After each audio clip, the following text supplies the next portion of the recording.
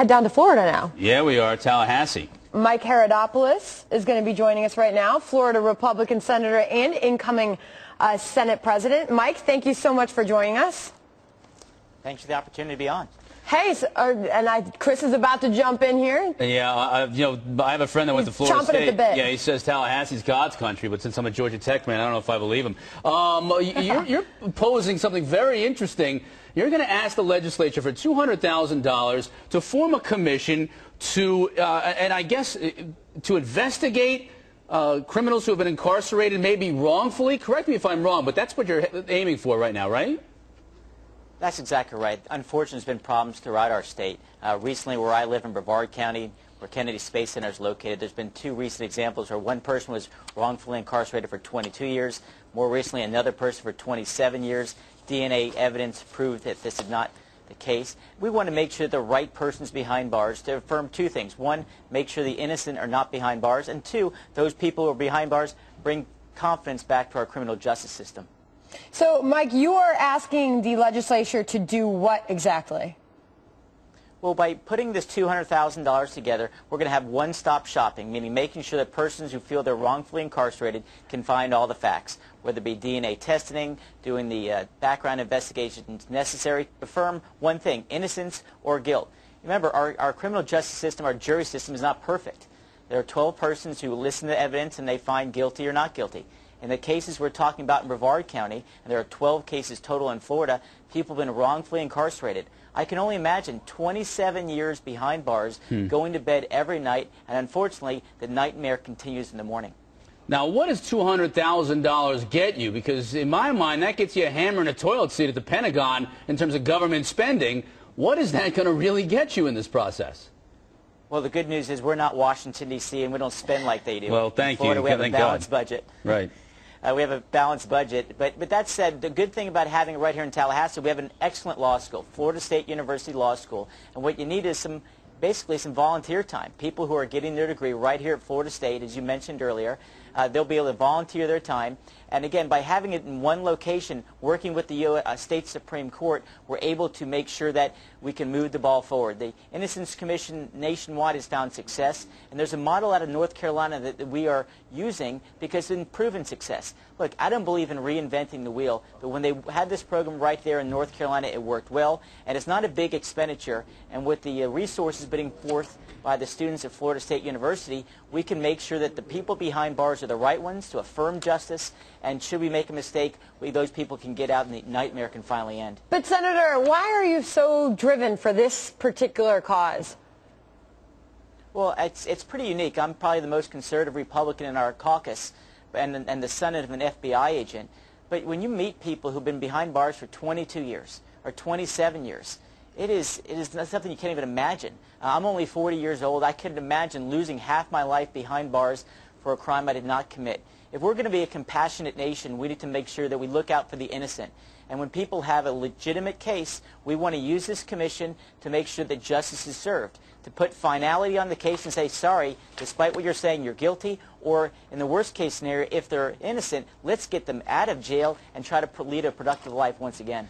How is it that decision-making process doesn't take place throughout the trial? I mean, because that is what's supposed to happen.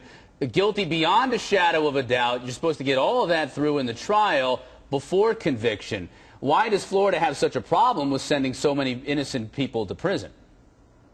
Well, let's recall, we've got over 100,000 people in jail, I think, total right now in the state of Florida. There's been a total of 12 cases where there's been a mistake. So that's a pretty good percentage.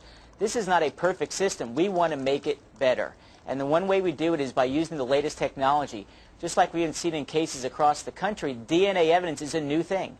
Again, the criminal justice system is not perfect. Again, I want to make sure the right person's behind bars. The latest innovation with DNA evidence should allow us to put a lot of these cases that have been in question for years to bed, one way or the other. I think it's a great way to affirm our very successful fight on crime here in Florida.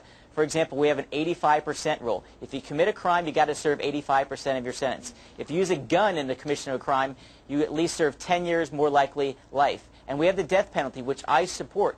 But I want to make sure the right person's behind bars. This is a small investment to make sure we have more confidence in our justice system. Now, I mean, but in a time, Senator, of growing state deficits. I mean, it's going to be pretty hard to talk about something that it could potentially cost a lot of money.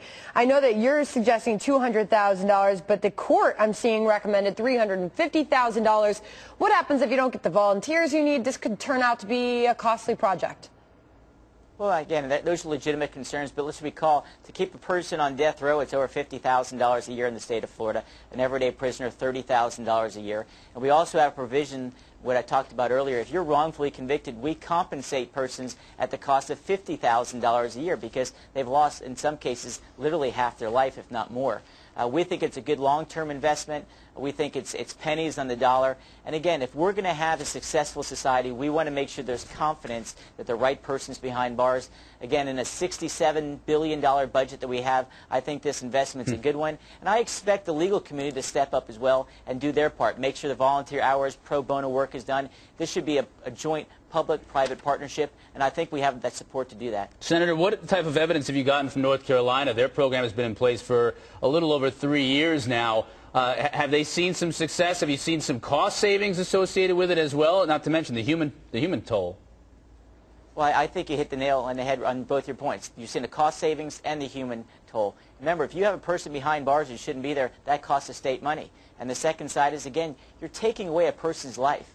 I'm a pro-life person as well, and I could not imagine being behind bars wrongfully convicted. And what we're trying to do is step up, do the right thing, use the technology, and I think we're going to see few of these cases come about because now that we have DNA evidence, we're able to handle these matters in a much more effective manner. The cases that we're dealing with are the cases from 20 and 25 years ago where they didn't have that evidence before them using the latest technology. And the North Carolina scenario, again, is one where they have a great relationship with the courts, they have a good relationship with the legal community, and most importantly, law enforcement sees this as a tool as well that says, hey, if you're convicted in the state, you're obviously guilty given all the latitude that we have to make sure that we look out for the right thing at the end of the day. Well, Senator, I can tell you that you have thoroughly gotten our viewers all riled up. I'm looking at the chat messages here. Some say, gosh, to do all of this for just a very tiny fraction of a percent of wrongfully convicted felons. On the other hand, another viewer saying, hey, but if that one person was you, wouldn't it be a much bigger deal? Yeah. So a very, very interesting conversation and a great debate. For as much as we waste taxpayer dollars in this country, if $200,000 can get one person out of jail that's innocent, I'm for it.